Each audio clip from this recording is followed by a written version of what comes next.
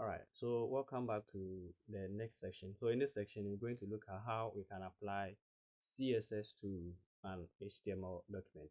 So previously, we've talked about the IDs, the classes, and then how we can apply them in a HTML document. I mean, how you can create them in your HTML document. Okay, so to apply CSS to an HTML document, we actually have three ways you can do that.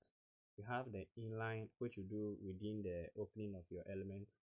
Then we have the internal, where you can use the style tag within your HTML document. And then we have the external, which you can create an external file, then you link that to your HTML document.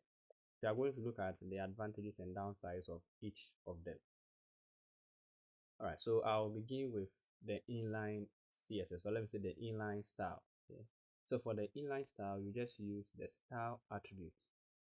You would use the style attribute within the opening of your element. Okay. So where you have the ID, you have to make sure you are within the opening. So this is what I mean by the opening. The moment you just type style here, you can now get access to any CSS property you wish to use. Okay. So here I want to apply a background. So I can just type background and then I want to make it black. Okay. All right, so if you make the background black, now let me go back to the web page. So now we have a black background here, but we have our content black because the text is actually black. So having a black background wouldn't make it more visible. Let me choose a different color. Let me say yellow. Yeah, yellow is fine. Okay, so now we can see the text on it. So because these content are within the section, if I give a background color to the section, can both basically see from here that we have it wrapping all the elements because they are all within the same thing. Okay, so let me just add a space. Let me just add a space. Let me say a padding of maybe 20 pixels here. Okay, so here you could see we have a space around the element, and then they are all within the section. Okay, but if you don't group your items well, there's no way you can give background to this, background to this, background to this. So it will be very, very tedious. Okay, but when they are all within one container, anything or any style you apply to the container is going to affect the remaining ones. Okay, so this is how we apply the inline CSS. So let's say the inline style. So we do this in the opening of the element. Okay. So the downside of this is that if you want to apply this same style to a different section, so let's say I want this section to have the same style as the home page. So basically it means I'll just have to copy this and then have it here also. Okay. So now these two are going to share the same style. Let me just give a space around it. So let me see a margin of let's say 20 pixels so that it will just create space around it. Or let me just give it to the top and bottom and 0 for the left and right. Okay. So now we have these two sections, so you can basically see they have the same properties. Okay. So assuming I have a lot of sections, I'm using the same style for them. Maybe later in the future, I want to change the color for the sections. I don't want them to have the yellow background. It means that I have to change for this, change for this, change for everywhere I have applied that style. So that's the downside of this tool, and it makes your code more difficult to read. So assuming writing a lot of CSS properties within the opening of the element, you're going to have a very lengthy code, and the readability is very, very low. Okay, so that's also another downside of that. So any element at all you want to apply any style, you just use the style attribute within the opening of the element. Then you choose your properties. Let's say I want to add a color. I'll give let's say red. Then you just add the value to it. So this will change the color of the element to red. So any element at all you want to style, you could use the style attribute, then you provide the style you want to add. So this is the inline CSS. That's the first approach. All right.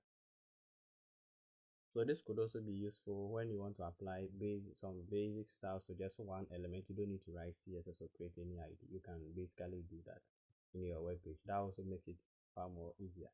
If you just want to add a basic style, maybe just changing the color of just one text in a button, you don't want to write a class or a CSS to do that. You can just use the style attributes, then you apply that style here. Okay. All right. So next we are going to look at the internal CSS. So for the internal CSS, we use the style tag within the head of the HTML document. So within the style tag, here is a bit different thing. So within the style tag, you have to select what you want to apply the style to. Maybe I want to apply the style to a section. Okay. You can use the name of the element. That's one way you can select an element to style. You can use the name of the element. Now the name of the element is called section. Okay. So here let me just take off this property, or no, let me use the second one. No problem. So I can just use section, and then I can give the section a background. Let's say the section should have a background of maybe green. Okay. So here you could see the background of the section is now green. So in this case, it means that anywhere I would use section in my web page, they are all going to have the same style. So the first one didn't change because of the existing property we have here. Okay. So here, if I create another section and then let me have an H1 here, let's say about us, then I save, automatically it's going to have the green background because the element is called a section. Okay. So you can style an element using the name of the element. So if I use section, it means that they are all going to have the same style. So same if you are styling a heading. So let me just say maybe H1. Then I change the color to maybe indigo. So it means that, oh, indigo is bad. Let me make it white. Alright, so here it means that anywhere I have H1, they are supposed to have the same style. So this is very useful if you have a unique style you want to apply to all your H1s. You can directly select H1 so that any H1 you're going to create on your web page is going to have the same style. Okay. So the downside of this is that maybe you want to apply the property, or let me just say the styling to just one particular H1 or just one particular section in your web page, not your entire sections. Okay. So that's where the IDs and then the classes comes in. So here, instead of using section, I will not use section. Maybe I want to apply the green background to only this place, not the second section. So here you could use a class or you could use an ID. Now let me explain the difference. So if you are using an ID, it means that the properties are applying to only this ID. And then remember, IDs are supposed to be unique, so two elements cannot use the same ID. So if you are using a class, that's fine. It means that you can repeat the same style for a different section. So I'll give you another example of that. But first, let me use the ID. So if I create this ID here, getting started, I can select that ID instead of using the section. So if I use section, it's going to apply to every section. If I use H1, to apply to all H1s. If I'm using a P tag, to apply to all the P tags. So when you are selecting by the name of the element, it means that the style is going to be applied to all those elements. All right. So here, if you want to apply to specific elements, you can use their identifier. So I have an ID here called get started.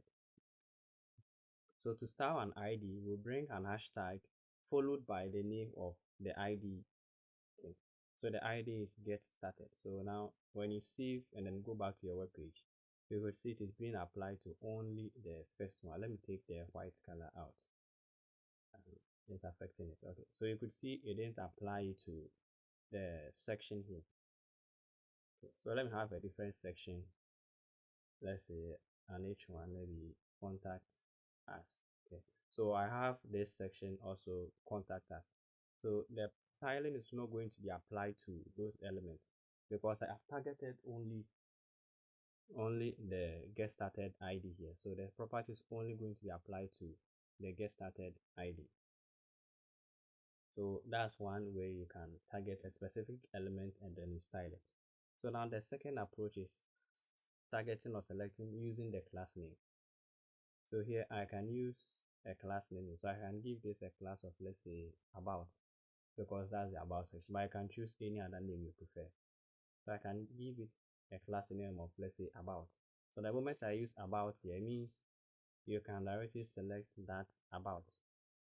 And then if you give this a style, let me give this of, let's say, pink. All right. So I'm now giving the about page a class of pink. Now, one difference or one key thing you should note is that when you are using a class, you select it by using a dot. And then if you give an ID, you select it by using an hashtag. So if you use a dot here, it means that, or you're telling your browser that this is a class. But if you use an hashtag here, you're telling your browser that this is an ID, or you're selecting an element by its ID. So if you save this and go back to your web page, you could see the style is applied to the about page. Okay. So that's another way you can do that. But the advantage is that if you want to apply the same property to, let's say, the contact page, you can reuse the same class name, let's say about. So it means that the style will be applied to these two. Okay. So that's one advantage. So the class can be used by multiple elements, but the ID can be used by only one element because IDs are meant to be unique. And then one last way of applying the CSS by using an external CSS file. So when you click on file, let me create a different file here. So let's say style.css, but you can choose any name you want. The most important thing is the file extension .css. So if you check here, .html means you are creating an HTML file. .css means a CSS file. If you do MP4, you are doing video, MP3 audio. So the extension determines the type of file. You have to make sure it's .css, meaning you are creating a CSS file. So how the CSS works is basically the same as how the internal work. So here you can just cut the style you have in your HTML, then you can delete this, and then you paste it in your external CSS file. So now when you paste it here, it's not going to take effect here. It's not going to take any effect because this style sheet is not linked to your HTML file. So now to link an external CSS file to your HTML document, you have to use the link tag here, and then within the href you provide the path, or let me say the reference of the file you want to use here. All right, so I have the file directly in the project2 folder.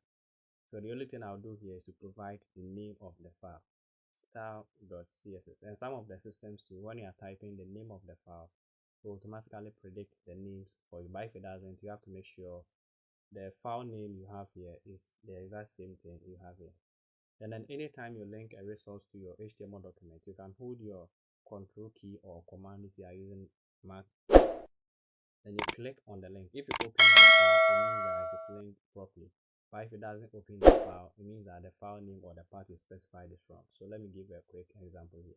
So if I hold my command key and then click on this, you can see unable to open this file because there's no file with this name. So that's something you could also take note of. Now if you link it and go back to your web page, you have everything now back on. So this is how we can apply CSS to an HTML document. So if you have any questions, you can just leave that in the comment section below, or if you have any video you want us to work on, you can also leave that in the comment section below, and then we'll be ready to attend to you. So see you in the next lesson.